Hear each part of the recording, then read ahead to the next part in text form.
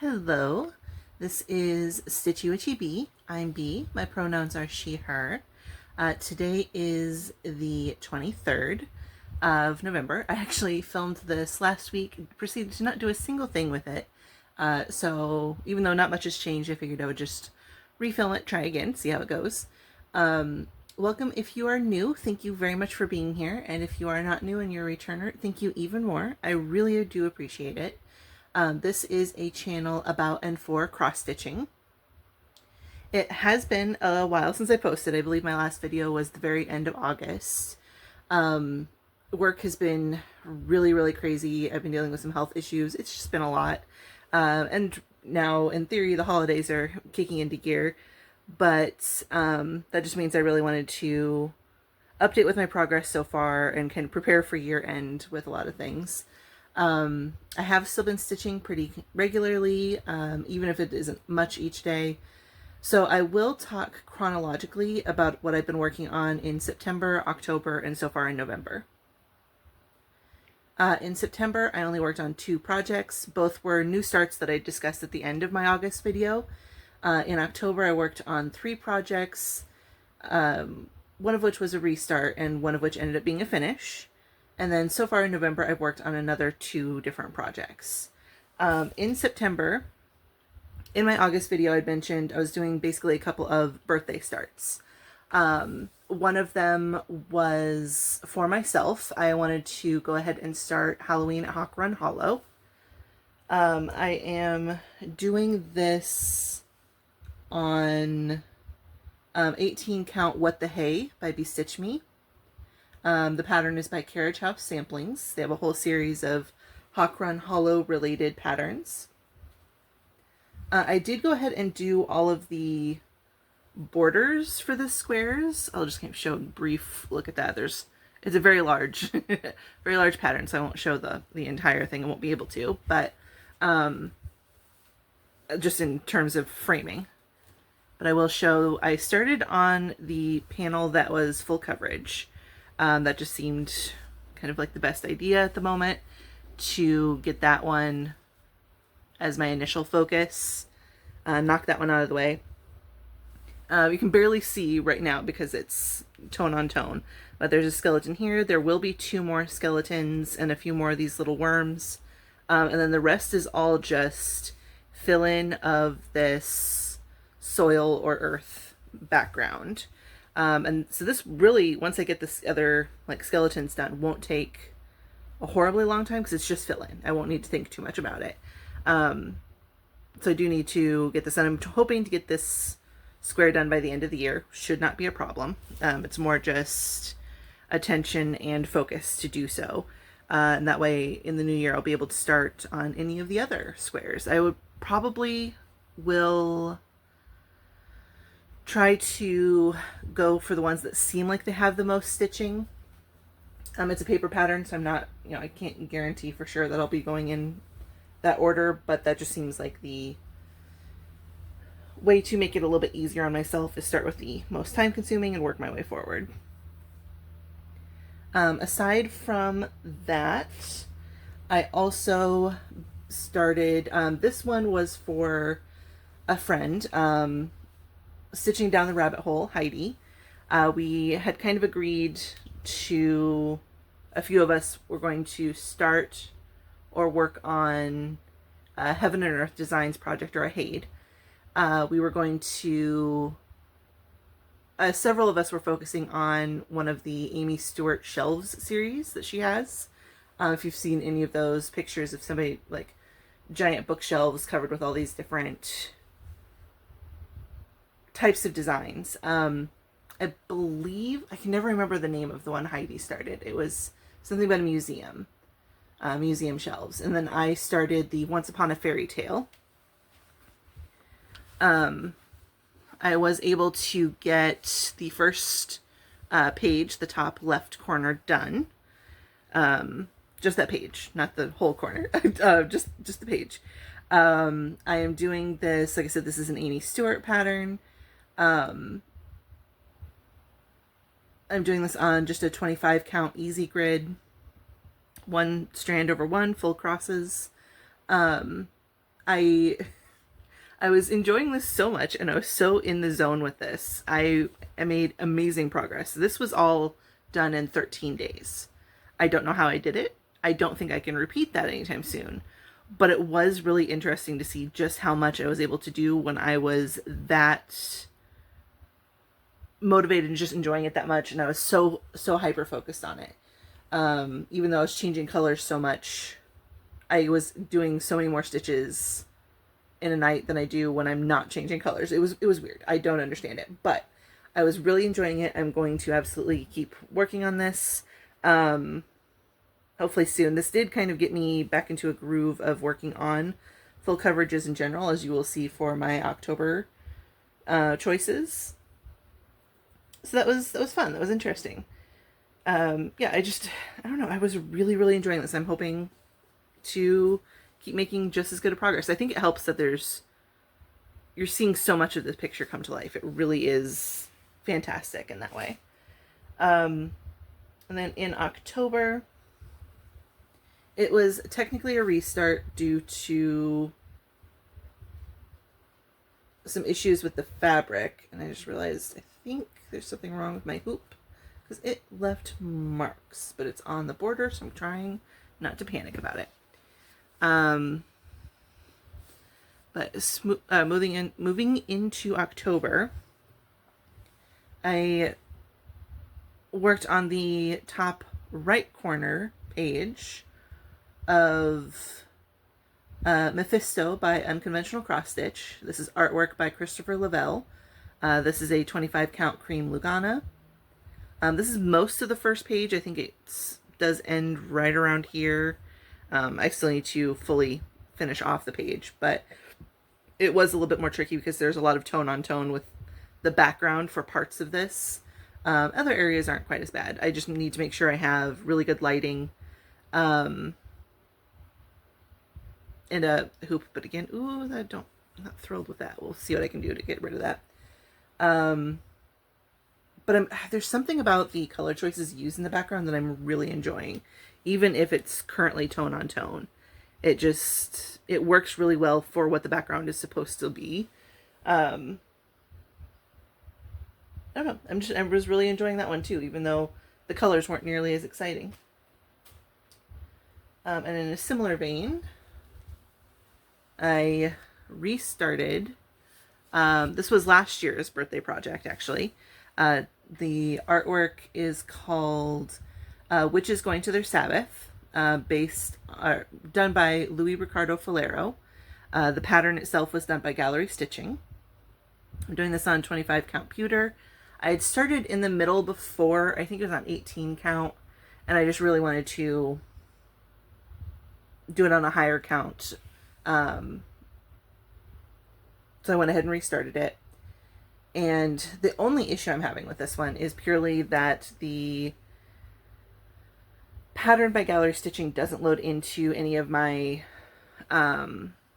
software. It just goes, I'm not able to search by symbol with it. And I have to do or outline the grids for every single page. And this is a very large pattern, so it's a lot of pages. That's the only issue that I have with it. It's just a bit frustrating in that way. But I'm enjoying these kind of faded, moody colors that are in the corner so far. I think this is for this kind of weird beastie that's just barely... It's easy to not focus on it unless you're really looking for it in the top corner. So I think that's a little fun. And then my finish for October is Dark Golden Delicious. This is a pattern by the Artsy Housewife. I will eventually be doing the light version of this. It's beautiful. I love it very, very much. This was done on 18 count Bedrock. I think because I was doing so many full coverage pieces, I wanted something that had more bite-sized motifs for those days when I just absolutely would not be able to focus on something larger. And at that point, I had done Everything on this left-hand side, I had done at least the outlines of the motifs down here. Still not quite centered, sorry. And I had done, I think, the outlines of these designs, but I hadn't really done anything else, and I had done nothing in the center other than the outline. So I was able to get quite a bit of it done in October. Like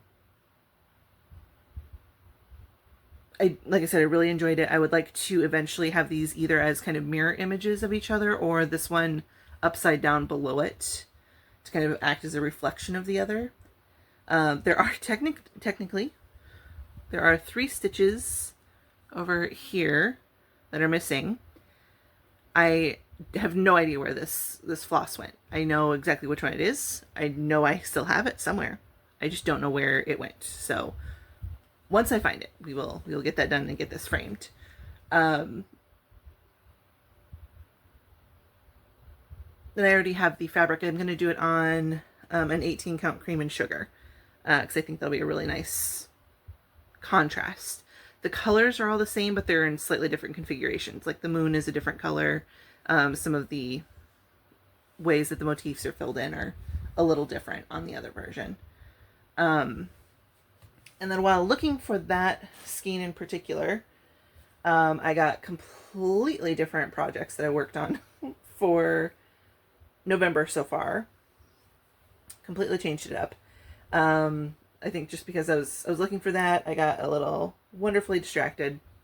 So I worked more on this. This is Halloween Quaker by Lila Studio. This is on 18 count Plum by Fiber on a Whim with fancy flosses. I had the Witch in the Moon, this motif, and the witch's hat done before, I believe. But I came in, finished this big one in the corner, which I really like how it looks. It's fantastic. Did this one, came down here. There is technically a little bit more done below that to bring us to the bottom of the pattern. And I do still need to finish the witch. She is not done. I made a mistake somewhere in her and I just haven't gone back to frog that and fix her properly. But this is a little bit of a richer purple in real life than it's coming across on camera, so I apologize about that. But yeah, I really, really like how this was turning out as well.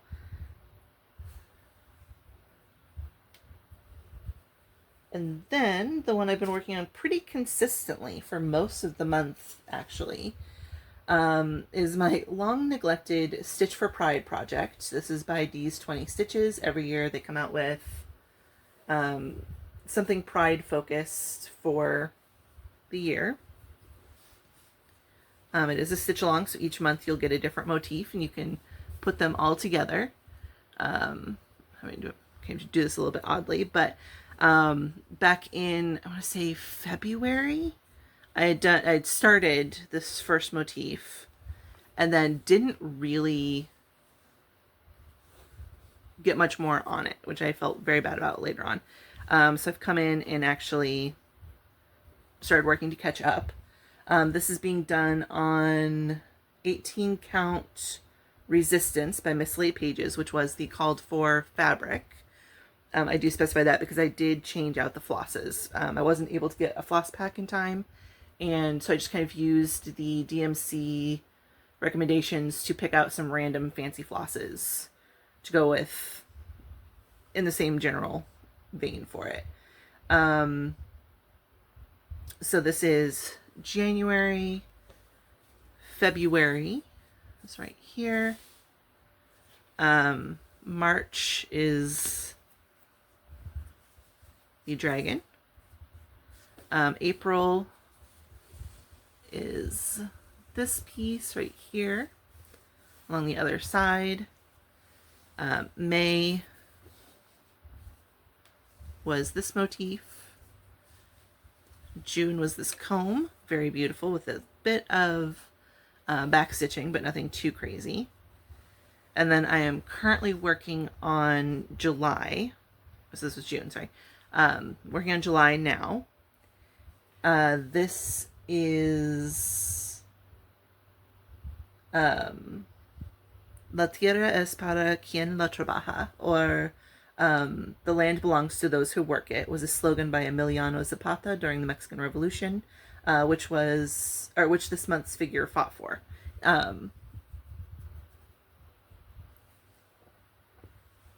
And I only have a bit of the wing left, and that will be done. This was, I think, the largest of the monthly motifs. The others should be a bit smaller and quicker. The one for August is up here below the dragon, and that one I will be doing in Sugar Plum. Then September's will be in Turquoise. October is Highland Heather. November's is French Lilac. And then, of course, we haven't received December's, but we know where it will be, because there's only one gap left, really, in the pattern. And I will be doing it in Carrot. So those are the remaining colors. Very fun, very interesting. I really like the general colorways that were chosen. Like it's beautiful in the DMC. It's beautiful in the called for hand dyes that were done specifically for the project. It's just been nice. I've been taking about 2 to 3 days to do each month to get caught up. I should be, as long as I continue the general pace and progress I've been having, I should be almost caught up or finishing up November's right around December 1st. And then, yeah, December's will be kind of right over here in this empty spot. Because August is here, and then I can't remember which month is which to finish out the open spaces down here. One of them is mostly half stitches, so that should be a breeze to go through. And then, like I said, the one I'm currently working on is the largest of all of them, so it shouldn't be too bad to round up. But yeah, that's what I've been working on for the past 2.5 months. And then yet another Stitchy Friend's birthday brought out some encouragement to really focus on finishing things, not just stitching projects, but things that need to be completed in general. I'm in support of that. I'm trying to do the same. We'll see how that goes. In addition to stitchy goals, I've got a few things I want to do around the house if I can stop feeling horrible for a bit. I've got some ideas of things I want to try for sewing as well.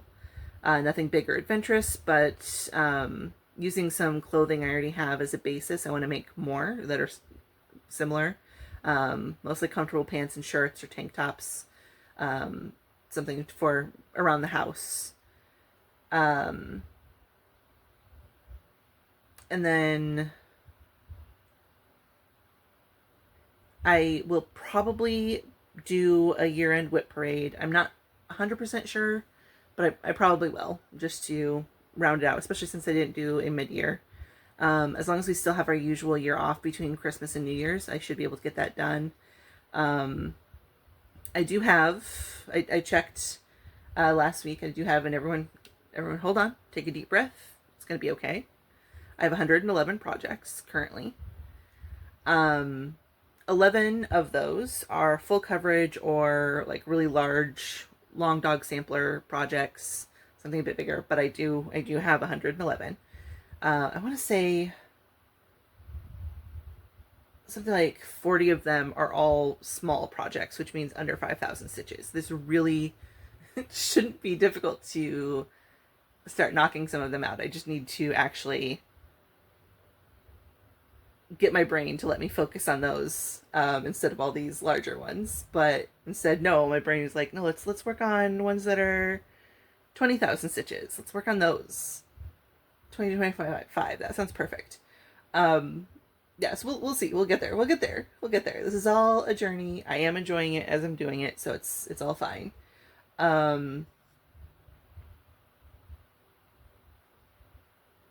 Yeah, and one last thing. Since I'm not doing a factor tarot card pull this time, I did want to at least mention a couple of games I've been playing that have been helping me keep my sanity the past couple months when I'm not stitching. These are all, they're definitely PC because that's what I play on. But I think some of them are also available on the Switch or maybe Xbox. I'm not 100% sure on that, but possibly. They're kind of cozier games. One of them is called Tiny Bookshop, where you operate a bookshop. That's almost like a little. It reminds me of a tiny house. It's really sweet. It's really fun. Kind of an interesting story that goes along with it. One game is called Discounty, where you are running a grocery store for your aunt. That one I will give a heads up. Like, it's very fun. It's a bit. There is a bit of an actual story with it, but there are a few areas that almost feel kind of unfinished. Like, at one point when you're kind of wandering around and exploring, you find an old mine, and your character comments on it and says, hey, I'm glad I don't need to do anything with this right now. But you never come back to it. Like, it just is it's enough of a thing that you can interact with it to comment on it, but you never actually do anything with it. And there's a couple of little things like that where I'm like, I don't know if they had hoped to do something with this and just kind of ran out of time or money to create that portion of the game. I don't know, or maybe it'll be an eventual DLC, further content. I don't know. The other thing I will say about Discounty is at some point in the game, as you are kind of working on building out everything, you can upgrade your cash register to get a scanner. Do it as soon as possible. It is game changing in terms of the mechanics and quality of life. It improves things so much. I was struggling a bit, I will not lie. That changed everything for me. Another game called Lost Nova. You are in a spaceship that crash lands on this planet. You have to fix up your ship to get back to what you're doing. There's a bit of a story with it, but it's mostly just kind of fun with exploring this area and meeting the people on this planet. I say people. A lot of them are like sentient apples. I don't really know what's going on with that. I don't question. It's cute. It's fun. It's not an overly long game. I think it was maybe 10 to 12 hours of gameplay total. I'm still like wrapping up a couple of the achievements on it because I'm that kind of person, but it's not a huge thing. It's easy to shut your brain off and just kind of do for a bit. A very cute game that just came out is called Winter Burrow. You play as a mouse who's returned to your old burrow, and you are there with your aunt, and it's extremely cute. Again, the gameplay isn't super long. I think that was maybe 15 to 20 hours at most, just because there is a lot of kind of traveling around if you want to do everything, complete all the different little quest lines. Now with that one, I will also give another note. So it's extremely cute. I highly recommend Winter Burrow, but there is no in-game map, and it is extremely easy to get lost or turned around or confused. So I started kind of drawing my own. Like, it's incredibly rudimentary. Oh, that was very loud. Like, it's literally was me making little squares and circles and connections and trying to write little notes to myself about what was any major landmarks in some of them as needed. I kind of messed up at one point. Like, I think there's a connection or two that were slightly wrong. But in general, that was the only way I could actually navigate because I kept getting so lost. I am not good with... I'm always the person who's getting lost and turned around in games. I am never the person who should be leading the way. So that's mostly a me issue. I fully acknowledge. But extremely cute game. The art is so sweet. Highly recommend that one. But that's it. I will leave it there before the video gets any longer. Rambling over. Thank you again very much for being here. I really appreciate your time and attention. I know how many Flosstubers a lot of us are subscribed to, or try to keep up with each month, so any views and watches I do get mean a lot to me. I appreciate you all very, very much. I'm very thankful for everyone. Try to remember to get enough water, stay safe, take your meds if you need to, and focus on what makes you happy. I'll see you next time.